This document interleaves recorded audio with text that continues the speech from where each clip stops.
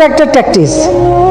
তার মানে কি মুক্তিযোদ্ধার সন্তান নাতিপুতিরা কেউ মেধাবী না, যত রাজাকার বাচ্চারা নাতিপুতি হলো মেধাবী, তাই না?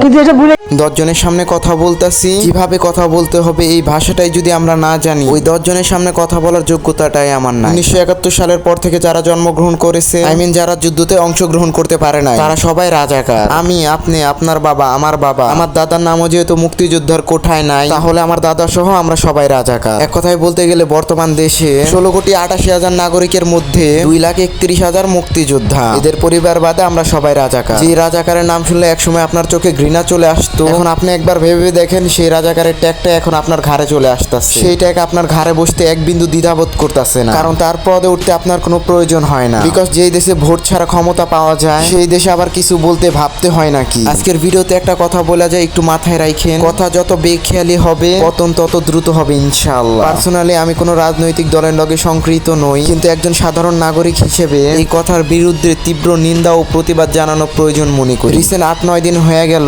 কোঠা এবং মেধা নিয়ে আন্দোলন চলতেছে। হ্যাঁ, এই কথা সত্য, কোঠা এবং মেধা দুইটা এক জিনিস নয়। কিন্তু আমার কথা হলো, মুক্তিযোদ্ধাদের নাতি নাতনি থেকে শুরু করে ছেলে মেয়েগুলো এতই মেধাবী হয়, তাহলে তাদের চাকরির জন্য কোঠার কি প্রয়োজন? প্রশ্ন থেকেই যায়। সাধারণ মানুষগুলো যদি রাজাকার হয়, এই সাধারণ মানুষগুলো ট্যাক্স দিয়ে আপনি এই দেশ চালাচ্ছেন, তার মানে আপনি বড় রাজাকার। বাংলাদেশ পরিসংখ্যান BBS এর হিসেবে শিক্ষিত বেকার আছে 23,50,000, অর্থাৎ বাংলাদেশে বেকারত্বের সংখ্যা 12% উচ্চ শিক্ষিত। এখন আমাদের মাননীয় প্রধানমন্ত্রীর কথা হিসেবে এই 12% উচ্চ শিক্ষিত এই বেকার নাগরিকরাই বলি মেধাহীন। আফসোস, যে দেশে কোঠা ছাড়া চাকরি হয় না, দেশের নাগরিকদেরকে রাজাকার বলে সাক্ষায়িত করা হয়, তাহলে একজন সাধারণ নাগরিক হিসেবে প্রধানমন্ত্রীকে আমি বয়কট করতেছি। রাজাকার প্রধানমন্ত্রী, তার গদি থেকে তাকে নামিয়ে দেওয়া হোক, হয়তো কোনো আইন আমরা মানি না। আপনি একজন সাধারণ মানুষ হিসেবে আপনি নিজের কাছে ভেবে দেখেন, দেশের কতটুকু আইন সুষ্ঠুভাবে পর্যবেক্ষণ করতেছে। একজন সাধারণ নাগরিক হিসেবে আপনার আমার দায়িত্ব এগুলোর বিরুদ্ধে প্রতিবাদে দাঁড়ানো। এখন আপনার প্রশ্ন থাকতে পারে, এইভাবে প্রতিবাদ জানালে কিছুই হবে না। দেখেন, আপনি ঘরে চুরি করে বসে থাকলেও কিছু হবে না, যতক্ষণ না আপনি এগুলোর বিরুদ্ধে রাজপথে নামবেন।